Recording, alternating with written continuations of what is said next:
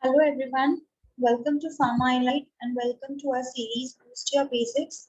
Today our topic of discussion is vehicles and excipients which are used in monophasic liquid dosage form. हमने already पढ़ लिया है about monophasic liquid dosage form, that is their classification and how do we prepare them and other advantages, disadvantages. We have done an overview of monophasic dosage form.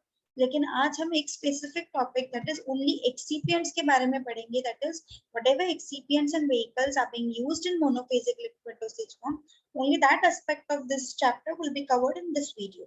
In case you have missed our previous videos, you can go to our YouTube channel Dharmesh Mehta GPAT and you will be able to watch all the videos. So let's begin with the topic. Firstly, what are monophasic liquid dosage forms? Monophasic liquid dosage form refers to a liquid preparation containing two or more components in a one-phase system. That is, there are two or more components, but they exist together in one phase. That is why we call them as mono. Mono meaning one. Whereas we have biphasic dosage forms where you have two phases. That is the internal phase and the external phase, like emulsion, suspensions. But in monophasic, it is only a one-phase system. Therefore, it is also represented by a true solution. Now, what do you mean by true solution? A true solution is a homogeneous mixture containing a solute in a suitable solvent. That is, say this is your beaker containing a solution, this is your solvent, and all your solute goes into this solution and it dissolves completely, or it forms a uniform homogeneous mixture. That is, there will not be any irregularities. Then it is a true solution. If there are any irregularities, that is, it is concentrated in one zone and not in the other, or it settles at the bottom, then it is not a homogeneous, it is not true. Now, what are the advantages? Just we'll look briefly and then we'll start with excipients. Advantages are, it is easy to swallow, therefore you can easily administer to children and elderly. Being a monophasic homogeneous, one can easily swallow it. It facilitates absorption of drugs faster because the drug is already in solution form. As we see that, suppose our drug is tablet, जो solid dosage form में होता है. If your drug is a solid dosage form, you have to first take it, then the drug disintegrates, then it dissolves, and then it gets absorbed. But for a liquid dosage form, since it is already in a liquid form, it facilitates absorption faster, and thus it will improve the action of the drug. There is uniformity of dosage being homogeneous. Then it is simple and quick to formulate, and it can be given by various routes. That is, you have option to give a parenteral route, oral route, otic route, nasal, ophthalmic, rectal. Nasal is through nose, ophthalmic is to eyes, and otic is to the ears. Therefore, if it is a homogeneous mixture or homogeneous solution, you can give it by various routes. Whereas tablet is something which have to consume orally only. But yet there has to be some disadvantage. And what are they? They are bulky, so it is difficult to store and transport. Being liquid, they are heavy. And water, which is most commonly used as a vehicle to formulate a liquid dosage form. Since water is used, it is used prone to microbial growth. Therefore, you need a preservative. The drug stability is reduced by hydrolysis and oxidation. That is, because there is hydrolysis and oxidation which occurs due to the presence of water, it will attract microbial growth, it will reduce its stability, it will undergo oxidation or hydrolysis. Now just we'll revise the classification once. We have already seen this. You can go to our channel and under Boost Your Basics, you can refer to the video of monophasic dosage forms for detailed explanation. Liquids which are meant for internal administration, liquids which are meant for external application. That is, internal and external are two brief main classes. Under external, we have liquids which are applied to the skin, liquids which are used in the mouth, and the liquids which are instilled into body cavities. Now, liquids which are for internal use. Under that, syrup, mixtures, elixirs, and limpesses. Applied to the skin could be lotions, liniments, colloidons, and paints. Liquids in mouth is gargles, mouthwashes, and throat paints. And liquids which are instilled into body cavities is douches, ear drops, nasal drops, eye drops, and enemas. Now, the first formulation we'll consider here is gargles. Now, what are gargles basically? Where do we use gargles? Now, this is mainly a external administration, that is, use them in the mouth. What are gargles? These are mainly aqueous solutions which are usually antiseptic or antibiotic preparations which are used to treat throat infections. Therefore, when you have a throat infection, you take a gargle, which could be an antiseptic or an antibiotic formulation. and it is mostly in a concentrated form which you get, and then you are given directions to dilute it with warm water before use. The common example of a gargle is povidone iodine gargle. Now let us look what are the excipients or components. And now what is basically excipient? In any formulation, you have a drug, that is the API. Drug or the main ingredient of the formulation is called as API. And anything other than these API which forms the bulk of the formulation is known as the excipients and the vehicles. That is the adduct to make the combined dosage form. Now, which are the additives or the formulation components for a gargles? First is co-solvent. Now, why is a co-solvent used? It is used to enhance the solubility of a drug. Its examples are glycerine and propylene glycol. The most common vehicle for a gargle is water, and sometimes alcohol is used. Why is the vehicle used? It is used to dissolve all the excipients with your API and form a homogeneous solution. Then a coloring agent. Obviously, coloring agent is added to give it a color and attractiveness. The examples are amaranth and tartrazine solution, or any other FDA-approved color depending upon your formulation. Now, why are all these important? See, you might be asked a question. Name a preservative which is used in the formulation of gargles. So you should know what are the examples. Then flavoring agent could be cardamom and cinnamon oils and menthols, which are used to enhance acceptability. Preservatives like phenol, chlorocresol, benzoic acid, they used to inhibit the growth of microorganisms. As obvious, preservatives will prevent growth of microorganisms. Then what could be the medicament? See now, phenol or thymol, if it is your active medicament, it could be an anti-infective.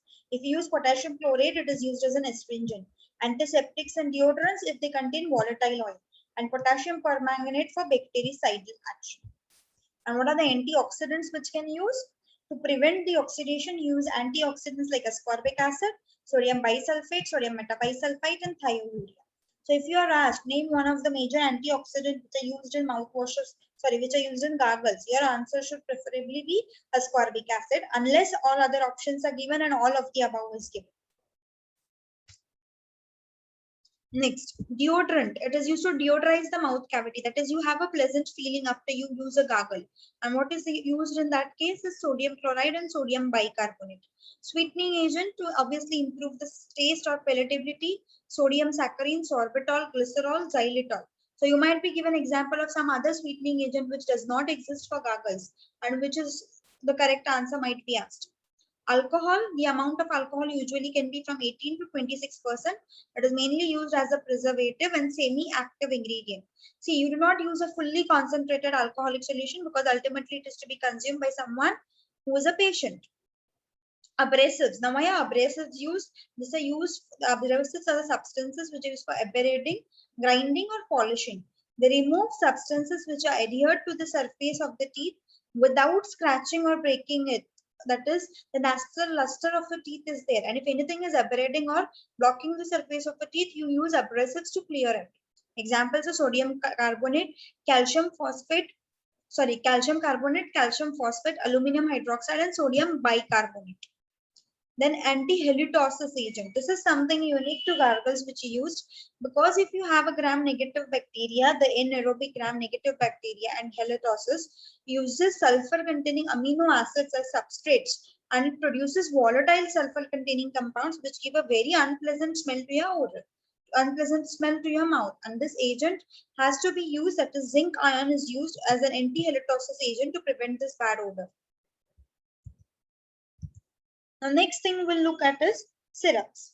Now, everybody knows what are syrups. These are aqueous preparations which have around 60 to 85% sucrose, which is used either with or without a flavoring agent, and a medicament substance is added. Syrups are most commonly used right from pediatrics to geriatrics. Now, what is the main ingredient in a syrup? Is sucrose or any other sugar. We know that 66.67% weight by volume. Remember that MCQ is another important thing. Then why is it used? Obviously as a sweetener and a preservative. The most common vehicle again here is water and glycerine because they help dissolve the ingredients. Stabilizers are added, of course. Why do you need a stabilizer? Because since there is a sucrose, that is the sugar which is being used in a large amount, it can cause crystallization of sugar when you have an aqueous vehicle. That is why to prevent crystallization, we add stabilizers of glycerine, sorbitol, propylene glycol. Coloring agents could be amaranth and tartrazine. Flavoring could be raspberry, lemon, vanilla, Now, all these flavors will depend upon the acceptability, that is, whether your formulation is for pediatrics, geriatrics, or if there are syrups which do exist for diabetic patients, then your sucrose and flavor content will vary. Then preservatives. Which are the preservatives? Benzoic acid, sodium benzoate, and methyl paraben. Obviously, to prevent growth of microorganisms. Medicaments which are used in syrup form. Example of an antibiotic could be lincomycin. Meperidine hydrochloride is used as an analgesic, and chlorpromazine hydrochloride, which is used as an antiemetic. All these are formulated in the form of a syrup. Before we move further, do subscribe to our YouTube channel and make sure you have pressed the bell icon so that you get a reminder when we post a new video. We are also having a free WhatsApp groups. We post daily MCQs, study related materials, job openings, and a lot more information. If you want to get added to our groups, please drop a message on this below mentioned WhatsApp number along with your name, city, and college name. You will be added to our groups. Next is elixir. Now, what is an elixir dosage form? These are basically clear, aromatic, sweetened, hydroalcoholic preparations or solutions which are with or without medical substances, and they are intended for oral use. That is, one thing is they are clear. Second thing is they are aromatic. Third thing is they could be sweetened, that is hydroalcoholic, or non-alcoholic, with or without. Usually they are hydroalcoholic, but whether they contain medicament or not medicament will depend upon the formulation, and they are intended for oral use. A typical example here is a dexamethasone elixir. Dexamethasone has been quite popular these days after the pandemic. I hope you all know something about dexamethasone. So when an elixir is used, definitely it is an hydroalcoholic preparation. You have a flavoring agent, and it may or may not contain a medicament. Now let us look at the formulation of it. Vehicle being used being water, glycerin, and alcohol. Coloring could be amaranth and tartrazine. See, coloring agents most often remain the same. Flavoring could be raspberry, lemon, vanilla, orange oil, tincture of lemon to enhance the acceptability. Preservatives do differ from each to each preparation depending upon the vehicle and the drug. Benzoic acid, sodium benzoate, methyl paraffin, chloroform spirit, methyl ester of p-hydroxybenzoic acid. Medicament which could be used as antibiotics, antihistaminics, sedatives, all this can be formulated as a elixir. Sweetening agents would be sucrose, saccharin, glycerin. Stabilizers like EDTA and citric acid are used. So here you can expect another question. Name a stabilizer being used in elixir. Then EDTA, citric acid, none, all of the above. So your answer would be all of the above. Why do you use a stabilizer? To protect the product by minimizing the darkening which occurs. That is, an elixir upon storage darkens. Therefore, you add a disodium EDTA which is used to sequester the heavy metals that catalyze the decomposition of antibiotics. Say you have an antibiotic preparation and being formulated as an elixir, after long storage it causes darkening. Therefore, you add a chelating agent, disodium. We have seen in complexation chapter. You can go back to the video on complexation and see why EDTA forms a chelate, and therefore it catalyzes, it prevents the decomposition of antibiotics because it is used to chelate the heavy metals which are present. Then the next thing we are going to look is at liniment. Now, what is a liniment? Liniment is another type of dosage form which we apply externally to the skin. Okay, so liniments mainly they are oily liquid preparations for external application by rubbing action upon to the skin, that is to the affected areas. If you have some pain or some skin stiffness from muscles, arthritis or spasms, we apply liniment externally. What are the components of it? Vehicle being alcohols like peanut oil, sesame oil, cottonseed oil, and they have solvent is selected based upon whether the massage has to be superficial or deep penetration to the skin. That is, what is the purpose the liniment is being used and what is its drug. Accordingly, you use the vehicle. Flavoring agents are again rose, jasmine, and lemon to enhance the acceptability. And medicaments, that is, they could be used as a counter irritant, analgesics. For a counter irritant, the typical ingredient is camphor, and if it is an analgesic, you can add methyl salicylate. Then next is lotions. So there is a typo here, it is lotions. So in lotions, what do we use lotions now? Everybody knows. They are typically preparations which are having little bit low to medium viscosity, not that high, and they are used to mostly moisturize skin, and that is we see them mostly in the cosmetic fields. That is lotions, that is baby lotion, calamine lotions, and other skin lotions for dry skin, for oily skin. What is the vehicle? Alcohol, isopropyl alcohol, liquid paraffin, and isopropyl myristic being used to make the content soluble. Co-solvents could be glycols, glycerine, propylene glycol, and Pg400 and 600 for increasing the solubility of drugs. Flavoring agents to enhance acceptability, that is colors for F, D, and C dye. What are the flavoring agents? Cherry, raspberry, apple, and rose. Medicaments which are used in lotion formulations. If it is an astringent action, you contain copper and zinc. Keratolites, which are fungicidals.